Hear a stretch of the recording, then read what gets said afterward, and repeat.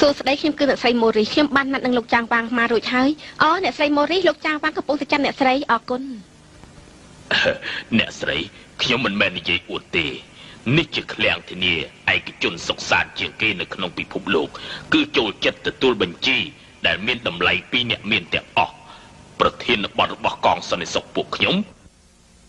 ក្រុមស៊ីឈ្នួលធ្វើបេសកកម្មក៏បំបីបំបានដែរ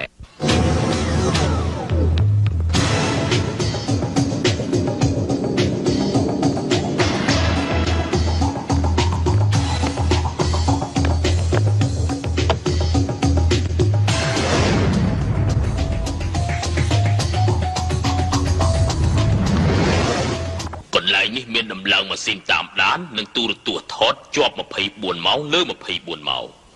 You name it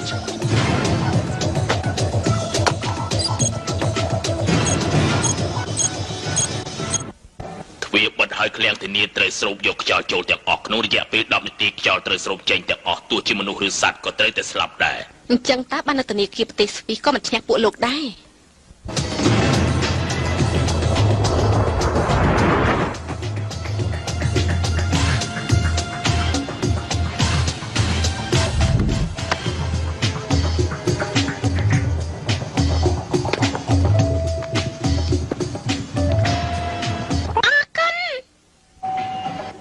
នៅក្នុងផ្ទះកុំកំសាឲ្យសោះស្ដាប់បានទេ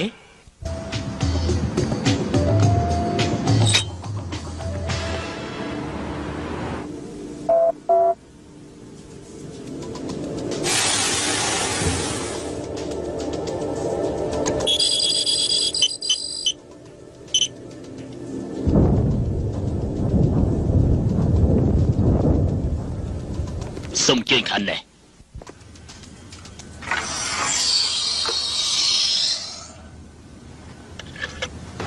សូមជើញតាមសបាយ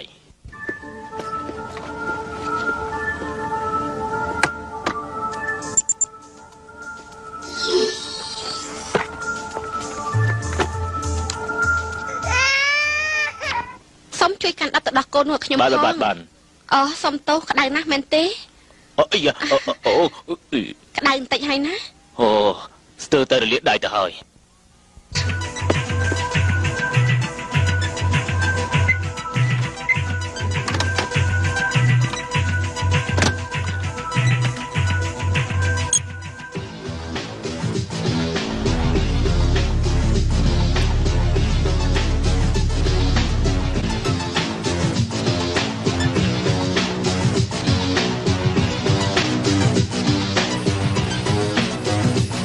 ម៉ាស៊ីនតាមដានបានបង្ហាញថានៅខាងក្នុងមានរបស់មានជីវិត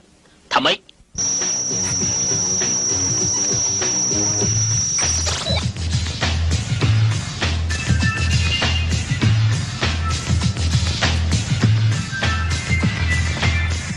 មើលនោះ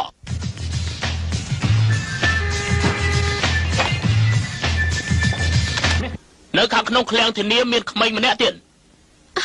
កូនខ្ញុំតាណាហើយថាម៉េច5នាទីទៀតអស់ខ្យល់ហើយ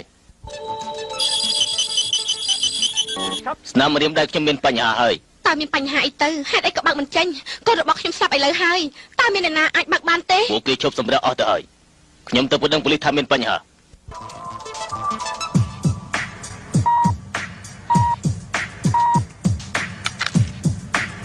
ក្រុមស្រោចស្រង់ពិសេស